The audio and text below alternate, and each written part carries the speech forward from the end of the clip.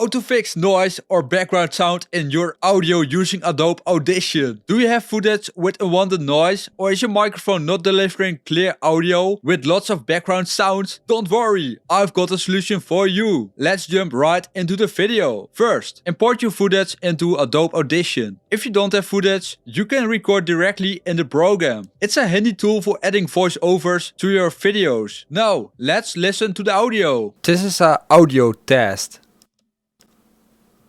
If you notice background noise that's bothering you, we can fix it by applying an effect. Go to the effects menu above, then select noise reduction restoration and choose the noise. Great, now you will see a window. Adjust amount value while listening to the audio until the noise disappears.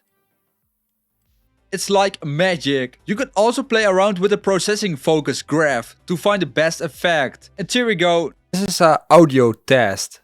Now you know how to remove noise from your audio using Adobe Audition. It's a real lifesaver. This is all what you need to know. Thanks for watching this video. Subscribe if you want more tutorials like this.